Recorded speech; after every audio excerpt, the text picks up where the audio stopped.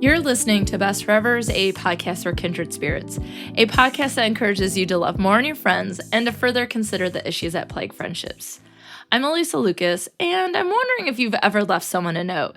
Maybe something a little passive-aggressive instead of confronting the person about the issue. Now, I think we've all avoided some situations and even some people now and again, but do we participate frequently in passive-aggressive behaviors? And maybe more importantly for this podcast, do we know passive-aggressive friends?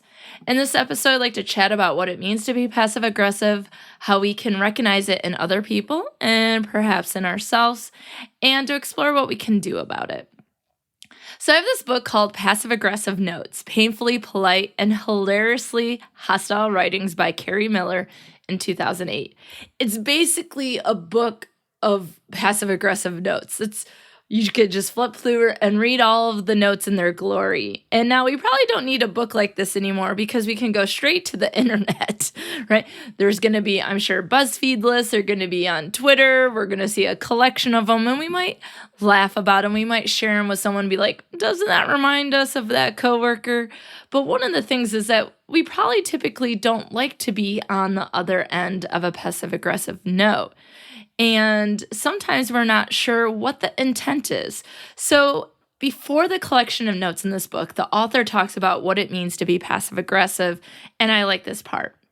Quote, passive-aggressive people and the notes they write display an accidentally on purpose ambiguity.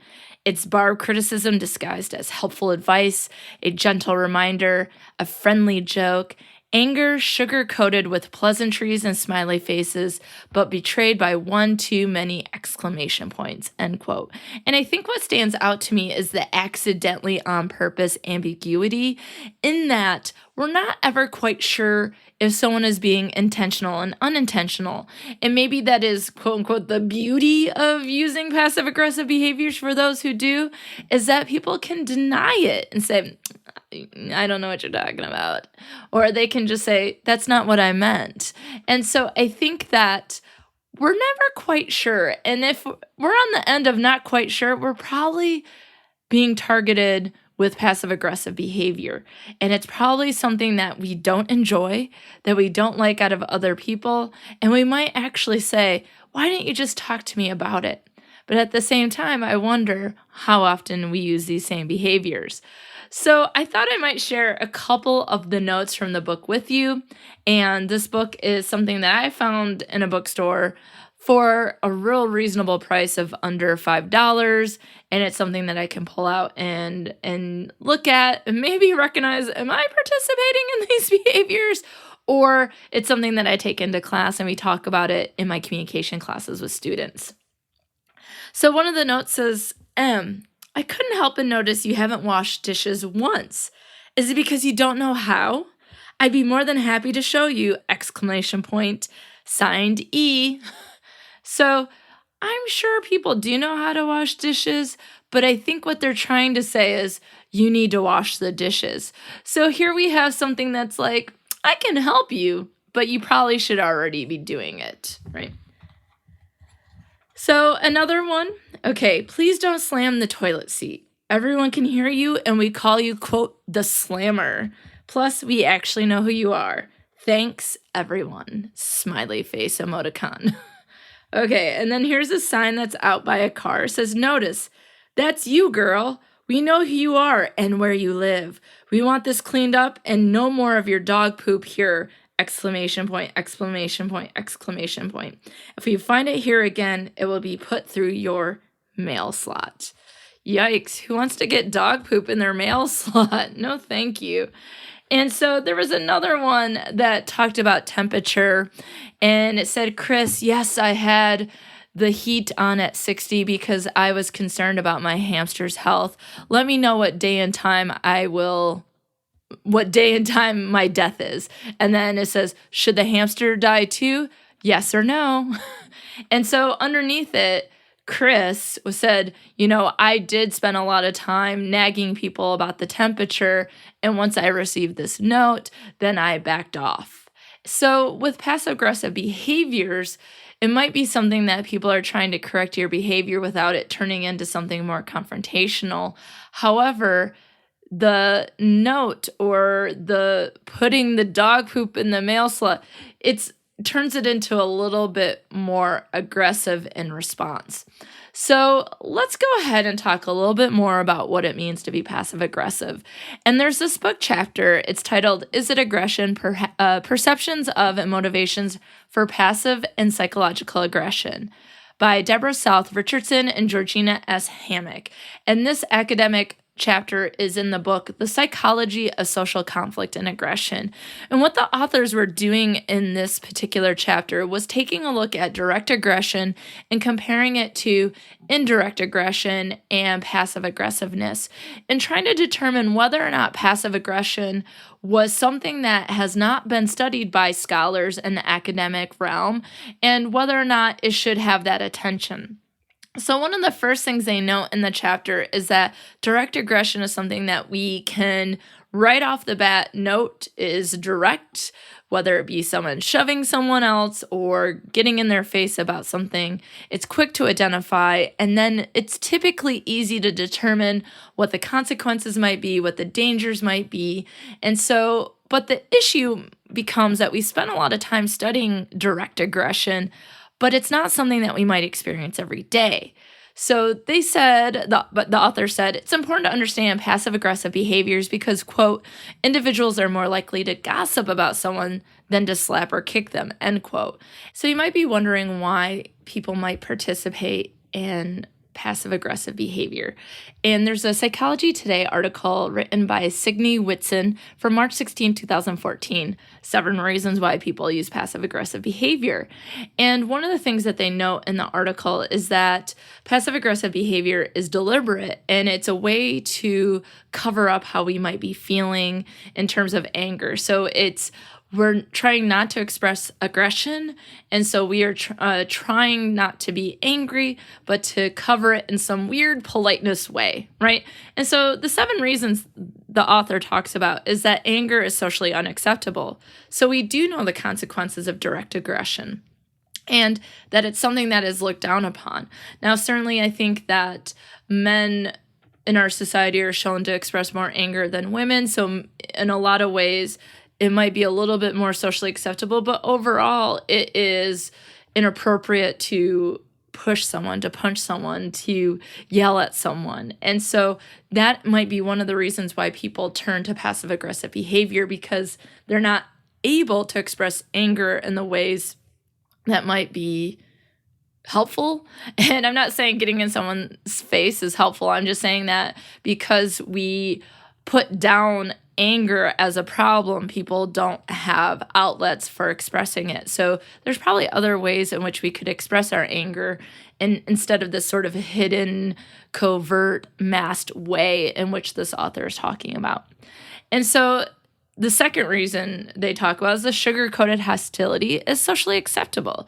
So being polite but hostile is seen as less aggressive. And so it's something that's seen like that's more appropriate if you say something about someone as if they're not there, and it kind of makes a point about their behavior. So, for example, I've been watching the TV show Make It or Break It. It's about gymnasts who are trying to make the Olympic team from 2012. The TV show is from 2009.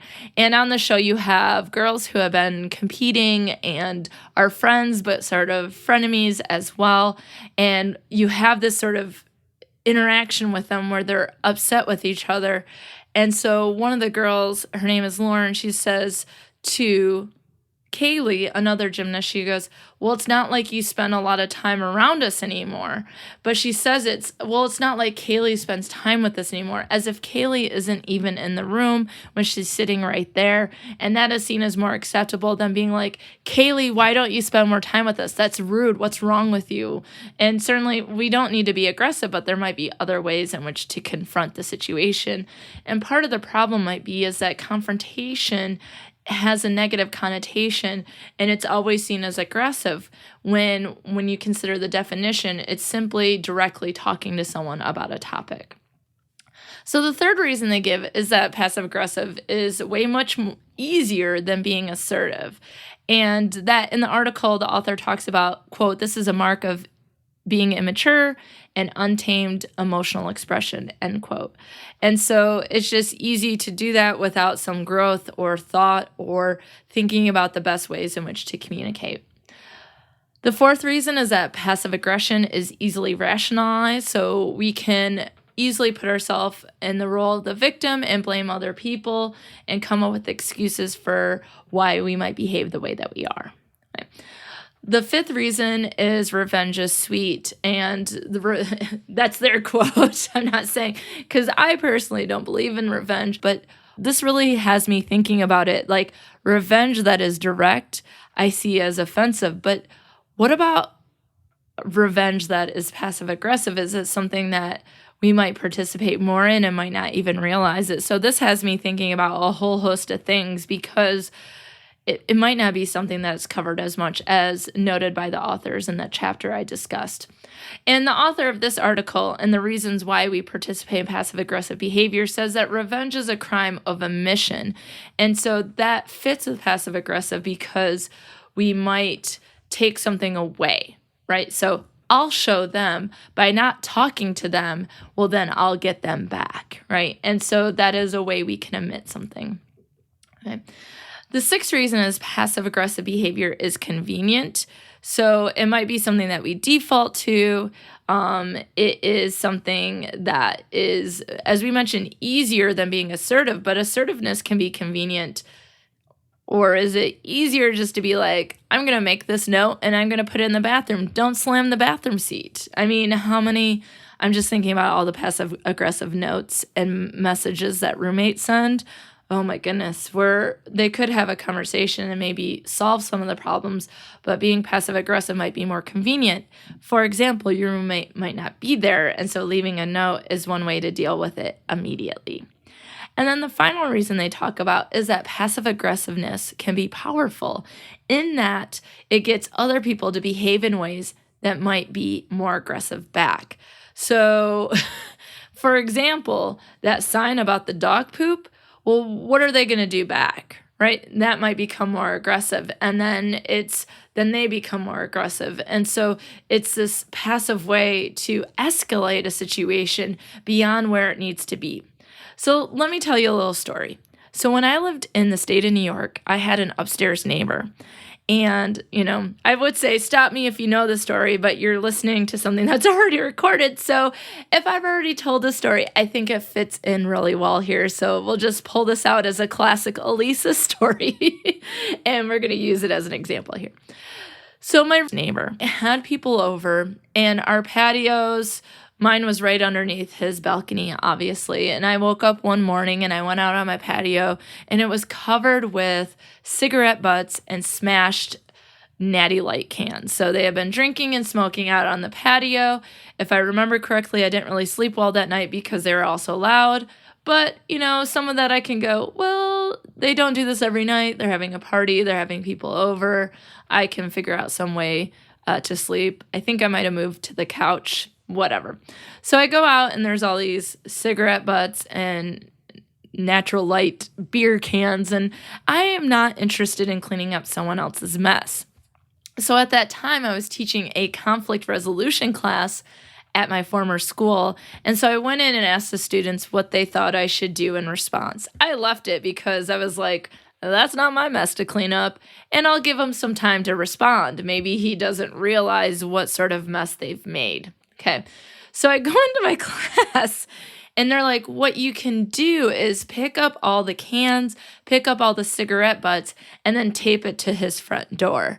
And I go, don't you think that's a little passive aggressive? And they said, well, he probably won't do it again. And you might even get him to apologize. But I'm thinking about the seventh reason from the Psychology Today article from 2014, because passive aggression can be powerful.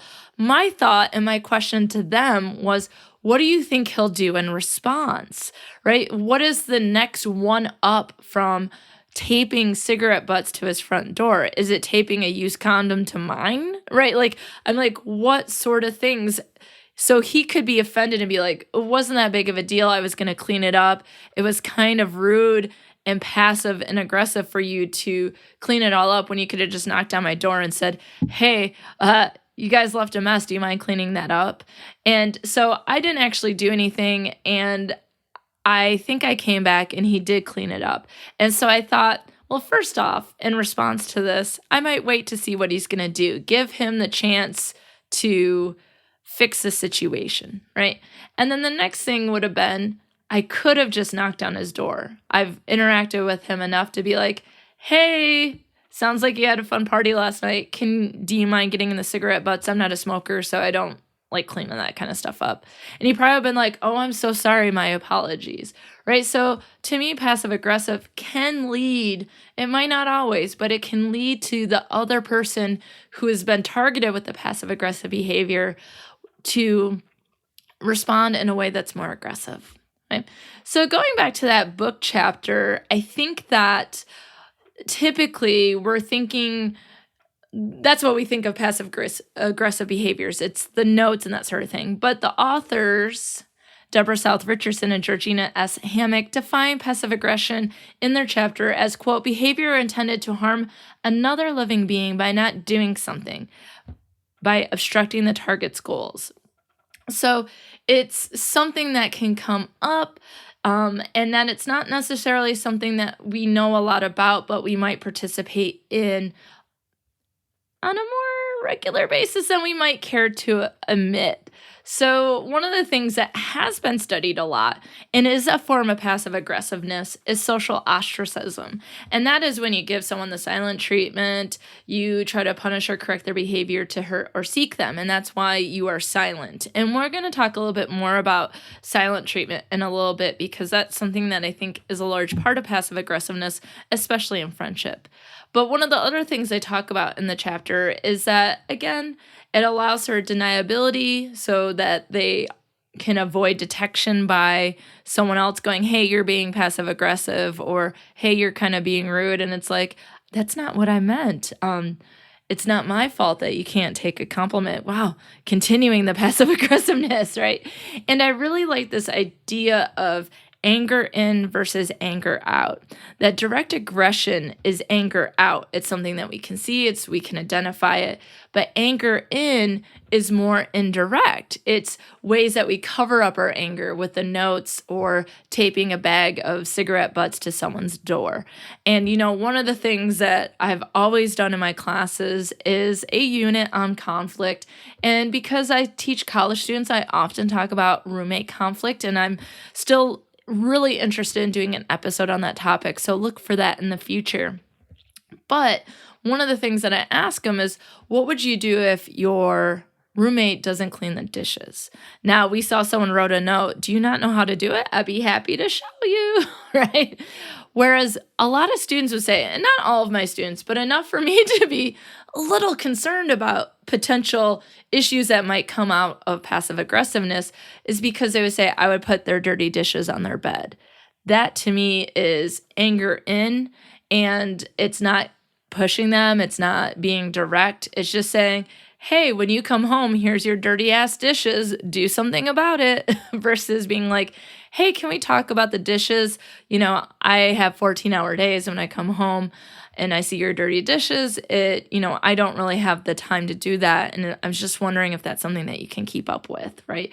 Or, I know residence halls, and I'm sure anyone who's lived with a friend has maybe considered or tried to have a conversation about how you're going to go about living together so that you don't have to have maybe these big conversations about people's behaviors, or if you're don't want to participate in confrontational behavior, not leaving notes or dirty dishes on beds, that people might set up a roommate contract. They might have a conversation about how they're going to split the work, or like, as long as we each clean our own dishes, and that, within an hour of eating, we got them in the dishwasher, whatever the case is, that people can develop that together.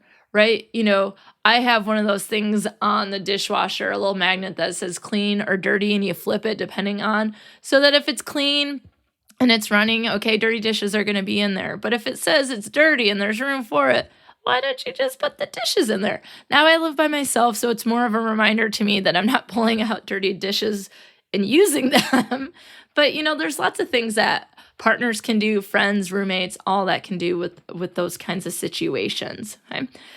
So the two authors were really interested in knowing more about passive aggressiveness, and so they conducted some research. And a first study, what they found was that in comparison to direct aggression and indirect aggression, and they define indirect aggression like gossip, social aggression, social exclusion, things like that. And so what they found was that passive aggressiveness is intended to produce a less negative experience for the victim in comparison to direct aggression or indirect aggression. So I imagine being shoved by someone or being gossiped about might produce a more negative experience than if you have a note that says clean your dishes. So they start to wonder, then is passive aggressiveness actually aggression?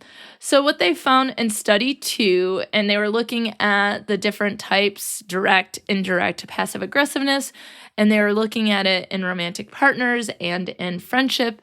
And what they found was that for passive aggressiveness, that guilt was more associated with it on part of the person using passive aggressiveness. So maybe trying to guilt people into correcting their behavior or for apologizing.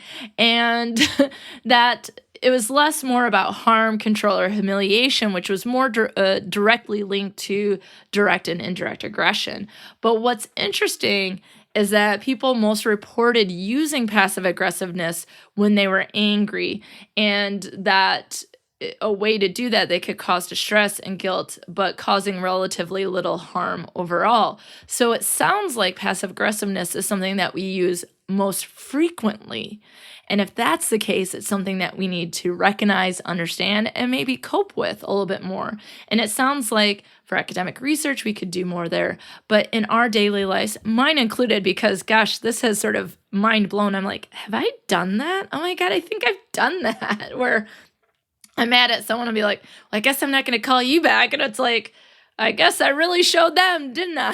And it's like, that doesn't help friendship, right? So this is something that I think we could all spend some time thinking about how we might contribute to difficulties in friendship by using passive aggressive behaviors, or, simply how we can cope with them if we do have someone in our life who's being a passive aggressive. And according to this research, it sounds like that's something that is going to occur more frequently than other types of aggression. But one of the things that they bring up, and I think this is a really interesting question that, again, we could all consider, is that if one of the things that's associated with being passive aggressive is trying to invoke guilt in another person, then we can see passive aggressive as attempts. I attempted to make you feel guilty. But how many of you are like, I smell what you're putting down, or I smell what you're stepping in. What's the saying? I don't know. You're just onto the person is the point I'm trying to make. You're like, I think they're trying to make me feel guilty right now. It's kind of like when someone comes in and they're like, wow, you look really great today. And you're like, what do you want? Right? Because we all kind of know that people use compliments when they're looking for a favor, right? So I think that sometimes people might try to be passive aggressive and we just don't acknowledge it. We don't care. We laugh it off, whatever the case is. In that case, they weren't successful in being passive aggressive. So that might be something that we need to learn more about, is what happens when the attempts are not successful? And do people continue to be passive aggressive if they failed? What sort of responses do people get when they've been successful? I think that's a really interesting question to explore. So one of the things, though, as I mentioned before, is that passive aggressiveness is associated with the silent treatment. And I have to say that when I think about the silent treatment, and I'll first apologize to my parents, because I feel like this is something that I did when I was a tween and teenager. Like, I wasn't happy with some decision they made, or maybe they asked me to do a chore around the house, God forbid. And I was like, that's it, I'm not talking to you, and I'm going to go to my room. And I'm sure they were fine with that, because they were like, she's being annoying, right? That silent treatment might be something that we see is something that kids do, like I did when I was a tween. So it might be seen as something that's immature, or like This particular Psych Central webpage talks about the silent treatment and what we can do to stop it. It's written by Richard and C.R. Zwolinski, and it's from November 18th, 2014, and they kind of talk about the silent treatment being the adult's version of a child's holding my breath until I can get what I want. So they talk about that the silent treatment can be about controlling other people, punishing other people, avoiding other people, and disempowering other people. And I think each of these things might be something that we can participate in or that people will try to do to us. Like sometimes people have that need for control. They're trying to correct other people's behaviors. Sometimes we do want to avoid, and it could be something like, I'm not ready yet, or I'm never going to be ready type of avoidance. And then disempowerment, I think, is something where the other person can feel powerless. So some of the common examples they gave, and they were clear to say that there are several examples, but they gave 4 common examples, and I think these are things that we might see in our relationships. And one of the things that the authors Walensky and Zwolinski noted in their article was that silent treatment can be abusive. So the first example, and these are quotes from the article. They give you the cold shoulder and refuse to speak to you for a period of time because you refuse to acquiescence to his or her demands. So I think of, when I was a tween, maybe I asked to go somewhere with a friend and my parents were like, no. And so I was going to do the silent treatment until they said yes, because I thought that was going to be successful. But maybe it's something like a friend wants you to help them with something, or they want you to go somewhere because they're not comfortable going by themselves, and you don't want to. So then there's a silent treatment until it's like you're going to give in or something. So they're going to do this behavior until they get what they want. The second one is they give you the cold shoulder and refuse to speak to you because you said or done something that bothers them, and they will not accept any reasonably sincere apology, again, quoted from the webpage. And I think this is something where this one, I think this happens in a lot of different types of relationships. Like we might have said something and done something, and we truly are sorry, or we might not have realized it. And as soon as we did, we apologize, but then the person is not going to allow it. And one of the concerns I have about this one, in terms of seeing it only as something negative in terms of silent treatment, is that for some people, again, it could be something like, I'm not ready yet to forgive, because forgiveness is on our own timeline, right? It's not something that we can rush. I saw someone on Twitter say, if you're not going to forgive me after I apologize, then you're the asshole. And I wanted to reply, but again, I don't want to start any, battles on social media. But the idea is that we can't force someone to forgive us. Now, if it's something, simple, maybe, or something less severe, then maybe it is. Maybe someone's being a little uptight or maybe a little overreactive, but sometimes, especially if it's something severe or something that was completely traumatic, it might take years to forgive someone. And so, but I think the part of it that might lead it into something problematic is that they won't accept a reasonably sincere apology. So it is something that you've apologized for. And it's not just something like, sorry, it's you went through many steps of being apologetic, correcting the behavior, whatever the case might be, then that might be something that they continue to do the silent treatment that can continue to harm the friendship. And so the third example, they give you the cold shoulder and refuse to speak to you because you said, done something that bothers them, and they will not even tell you what it is that you've said or done, leaving you powerless to make an apology, quoted by those particular authors. And so I think that we can't apologize for something that we don't know that we've done. And so I think this one is linked to when people have expectations for your behavior that you don't know about, and then they expect you to meet those expectations, but you don't know what you don't know. And so for them to be mad at you and to give you the silent treatment and you have no idea why, that is something that can be problematic for that friendship, that it's that passive aggressiveness with the silent treatment, that they don't even have the opportunity to reflect on it and apologize. In the fourth example, they've ignored what you've said, they changed the topic, or they stay silent to a question of yours or a statement that requires a response.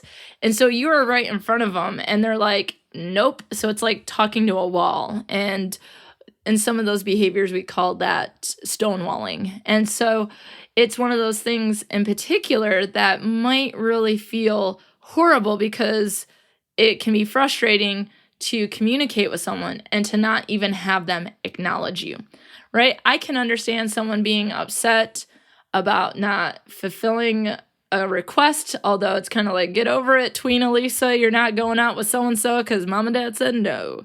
I can understand someone might need a little bit time because they're not ready to accept an apology. I don't as much understand the expectations, and I'm not going to allow you to apologize, but even some of that, like maybe we just haven't communicated as clearly as we thought. But this last one is directly going, you're in front of me, and I will not acknowledge your existence or the things that you say. And to me, that seems horribly disrespectful.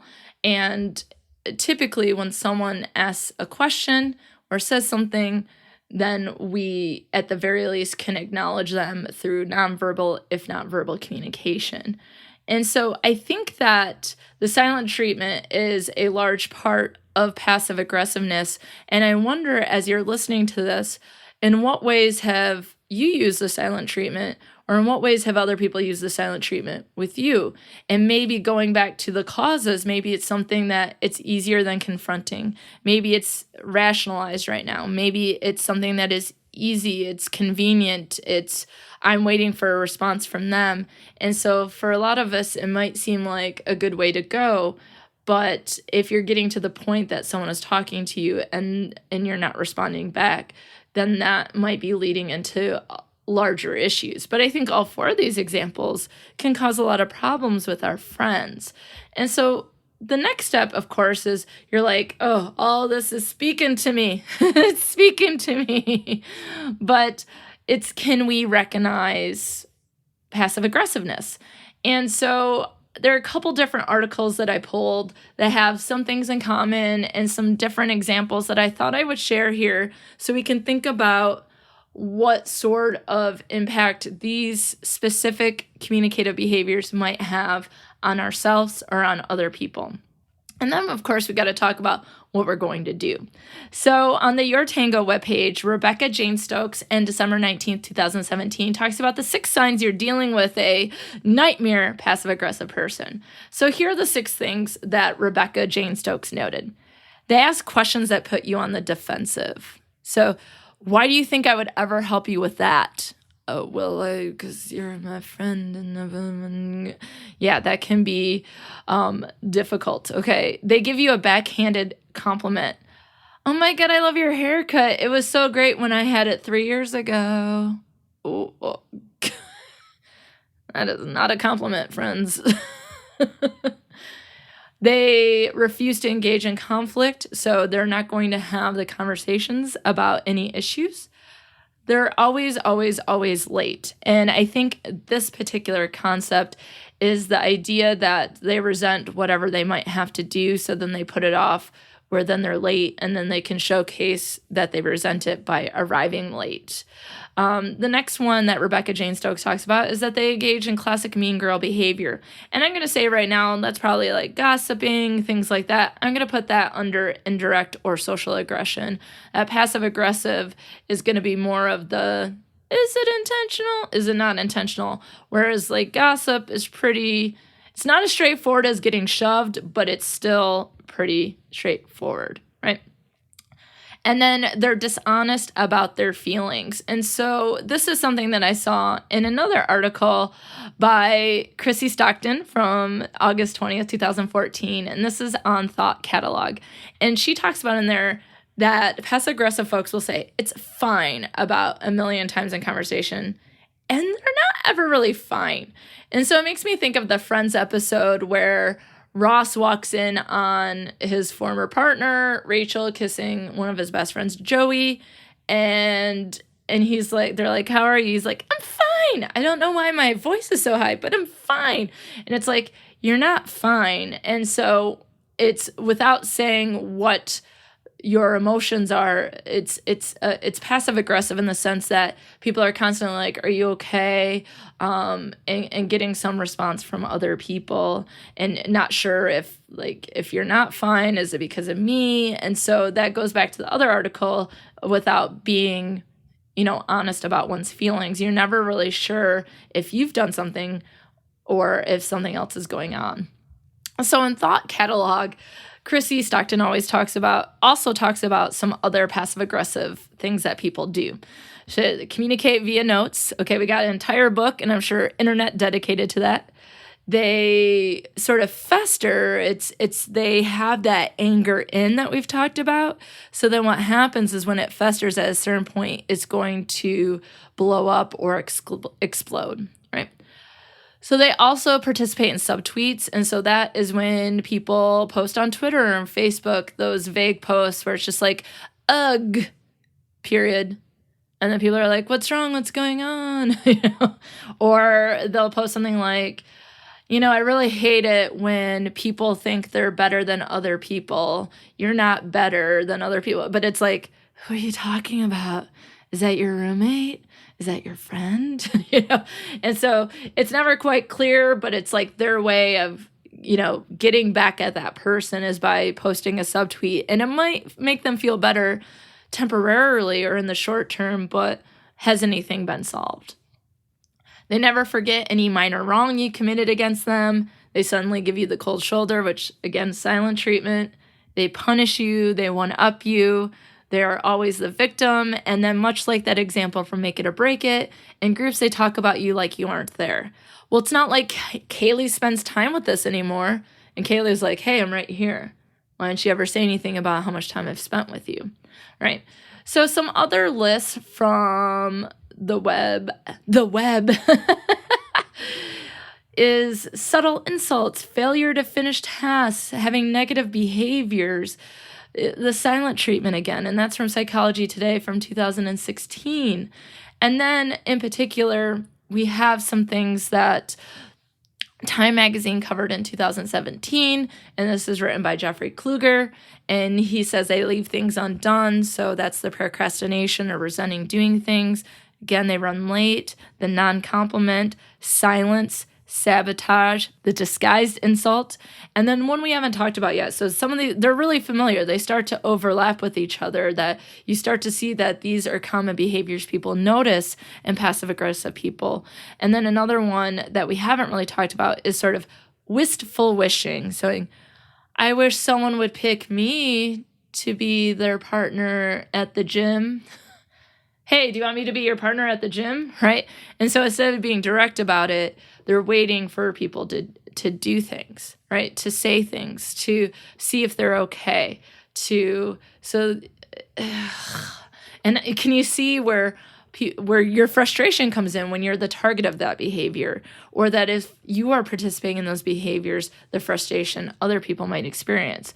So then it comes down to like, what does this mean for friendships, right? What you can start to see is that people might participate in pattern behaviors, and in friendships, it can be something that can end a friendship, right? It can cause further conflict. It can be something that people don't want to talk about. And so then there's avoidance and other conflict.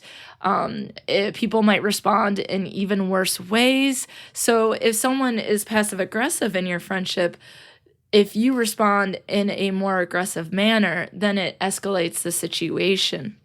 And I talked about this with annoying behaviors, and that's something we can do. It's that people's behaviors can be annoying, but when we respond with a much more aggressive way, then we might sort of trump that annoying behavior in the first place. And I think that can happen with passive aggressiveness, and it might be something that the person is hoping that you might do, that they can blame you or they can deny it or wait for that response. Remember that passive aggressiveness is powerful.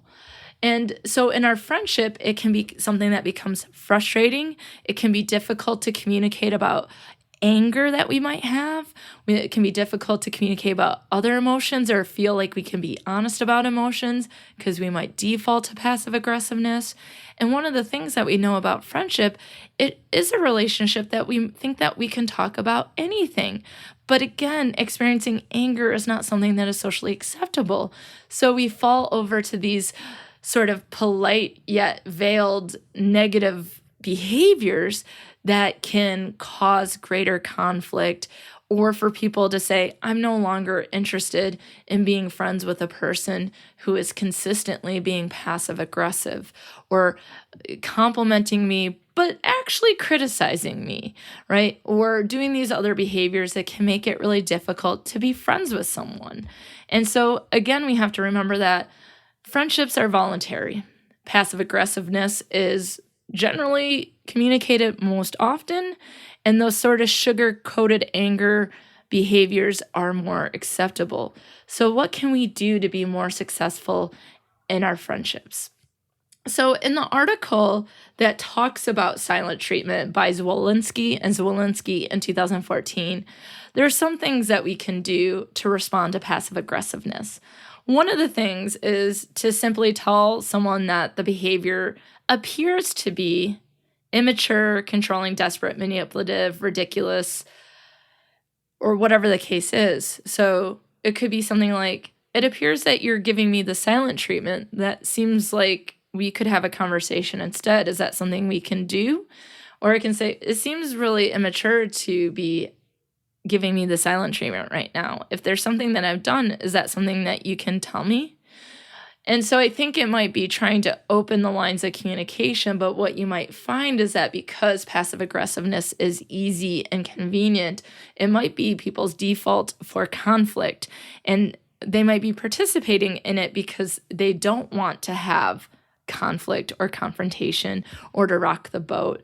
And so one of the things is being clear and being, you don't want to be passive aggressive either. It might just be like, hey, I noticed that you haven't really been talking to me at the party today. Is there something going on? Is everything okay? And seeing what they say and then going from there, right? Letting them know that it seems a little silly for a silent treatment. Is there something that I've done, right? So being able to have that. Some people might just laugh it off like, okay, well, you come back when you've had your little pity party. Right? And so people might respond by giving the other person time and just saying, like, not taking it seriously to begin with at the beginning, because if it's, again, a pattern of behavior, it might be something that people are not interested in continuing to be friends with someone who is constantly participating in these types of behaviors. Like, to never know what you've done wrong and to constantly feel like people are mad at you and the silent treatment, and when you ask, they don't give you a response, that can be really difficult to cope with. And it might just be something where it's like, I've participated in that enough. I'm not interested in continuing it any further. Okay. One of the things that you can do, according to Jeffrey Kluger in the Time Magazine article from 2017, is to respond by providing some boundaries and say that, okay, well, if you're constantly going to be late because you resent coming to my dinner parties, then you can invite them one more time and then say, that's it. We started without you because we start at this time. Or maybe you don't invite them the next time and say, you're often late to the events, so do you want to be invited to these anymore? Or you might just not invite them anymore. And so those will set some boundaries. And in the article it says, well, if you're not here by the start of the evening, well, then you can go get Chipotle, right? So it's kind of like going, this is when it starts, this is when food is happening, or this is when this is going to happen. But if you're not there, then this is what's going to happen. It's if this, then that. And it's letting people know what your boundary is. And I think that Zwolinski are also interested in those healthy boundaries and letting people know where sort of your line is when it comes to that, and saying like, okay, if you're mad at me, I understand if you need a couple days, but after that, then I hope I expect a conversation. And if not, then maybe this is something that we need to move on from. And so some of the other things they say is that, you can appear relaxed and positive when they are being passive aggressive.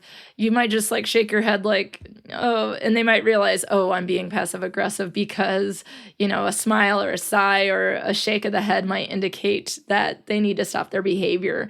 And this webpage also talks about having a strong sense of self, so they are not worried about whether or not you've done something. You can be like, I'm pretty sure I didn't do anything here, and I've asked and it's not been answered, so I've done everything I can. I'm good with me and we're good to go.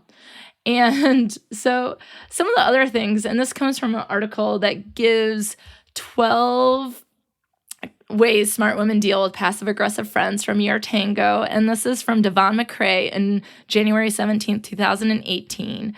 And it talks about passive aggressiveness being childish. And so that if someone is being passive aggressive with you, then to be the adult in that situation because they are being the child. And so here are some of the things they can do. And I think that these are appropriate ways in which to approach the situation. They talk about considering their perspective.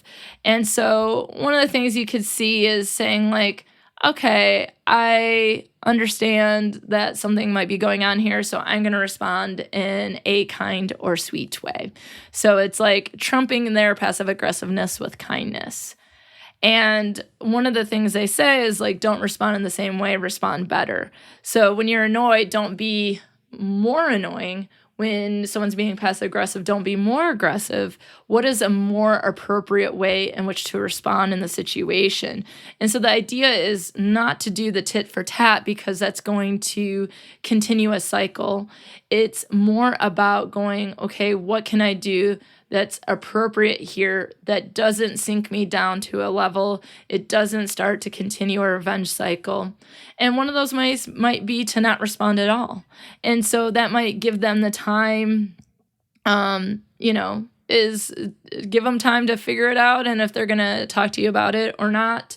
And so, just let them be. And then maybe you're like, I can't do that anymore. And so there's some things that you might be able to do to try to make the communication between the two of you something that's a little bit easier to do. And so the article talks a little bit about being more peaceful in your relationship. Another way you can respond to passive aggressiveness is giving yourself a break and saying like, okay, this is not something I'm going to deal with right now, right? So if you're at a party, for example, and you're getting the silent treatment, maybe you go outside where the drinks are to get a breath of fresh air, get a new drink, kind of give yourself a minute, and then go back in and go on with the party, right? So there are some things that you can do. And if you're at a party, there might be other people that you can interact with. With this person's giving you the silent treatment, then I'm going to talk to this person. Or if you're not at a party, then it's like maybe calling someone else or hanging out with some other friends so that you can know that other people love and appreciate you if this person is giving you the silent treatment or being passive aggressive with you right now. So one of the other things I suggest, and this seems just like good communication, would be to think about what you say before you say it. Because again, if you escalate, or ways in which you engage with them, like just laughing at them and being like, you're stupid, might make them angrier. Or, so in some cases, the things that we're talking about, what you can do in your relationships with passive aggressive friends, it might not work for that friend. So there is some knowledge of our friends and our friendships that will have to be taken into account when trying to solve the issues. And another thing you can do is you can try to talk about it, confront them. But again, not aggressive confrontation. It's, hey, you seem to be really quiet. Is everything okay? Everything's fine. Well, it doesn't appear that you're fine. And if there's something that I've done, please let me know. Or if there's something else that I can do for you right now, let me know. Okay? And if they apologize for it, the article talks about accepting it.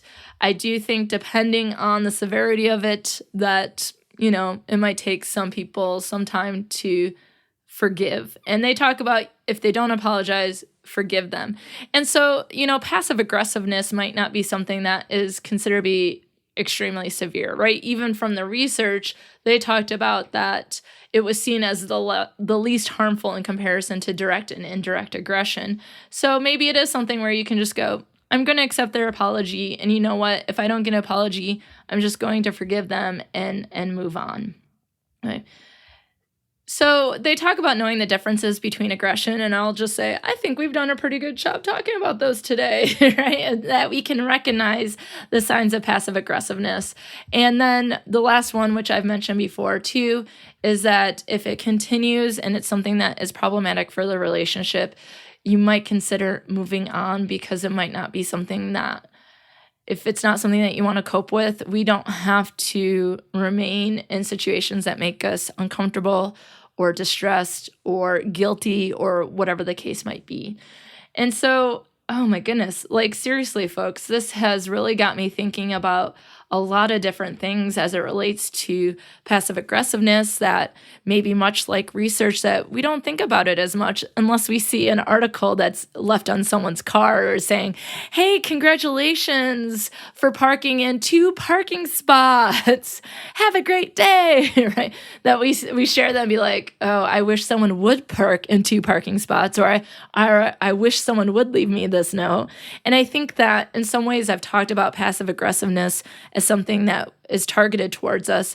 But I think that talking about this and doing the research and reading everything, it's got me thinking that we also participate in passive aggressiveness. And so this could be a moment where we can think about how we can cope with other people, but we can also think about things that we might change for ourselves, right? Because our friendships are important and our health is important, and we all deserve to be happy, healthy, and safe. And so maybe decreasing anything that might be passive aggressive might help us in our relationships to be more successful. Or coping with a friend who's a little bit more passive aggressive than other people, you might be a little bit more understanding and might be able to participate in that friendship in a better way or in a new way. So friends, please let me know if you have any experiences of passive aggressiveness in friendships, because I think this, much like research, is something that needs to continue here on the podcast, talking about how we cope with it. And so if you have experiences, feel free to message me on Best Forevers Pod on Facebook, Twitter, or Instagram, or you can email me at bestforeverspod@gmail.com. If you email me your experiences, it's something that I can go through and talk about specifically how we might handle different situations. And I think that could be something that could be helpful for us all, including myself. So until next time, friends, consider how we might participate in passive aggressiveness, because without our friends, who would we be?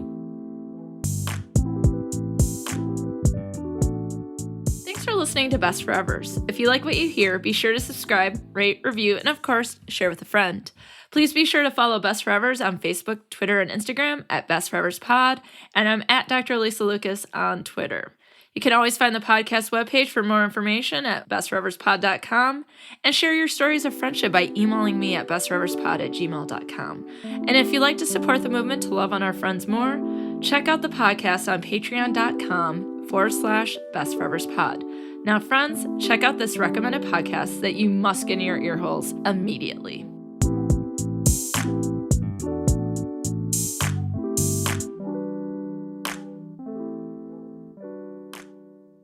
Hi, we're Alysa, Allison, and Carlin, and we're the hosts of Resolved Mysteries podcast. Our podcast follows the 80s and 90s television show Unsolved Mysteries, hosted by Robert Stack. We have a love for true crime and the unsolved. If you don't remember Unsolved Mysteries, we forgive you, but you don't have to know to get into our show. If you like true crime stuff, ghost stuff, alien stuff, or just stories about weird shit like Bigfoot, this is your podcast. The stories we cover range from totally ridiculous to truly heartbreaking. We do detailed research on all of the segments that Unsolved Mysteries aired, then drink some wine and give you the latest updates on every case. We talk about stories that will leave you laughing, crying, and occasionally outraged. Resolved Mysteries podcast is available on Apple Podcasts, Stitcher, or wherever you get your favorite pods. Join us and perhaps you may be able to help solve a mystery.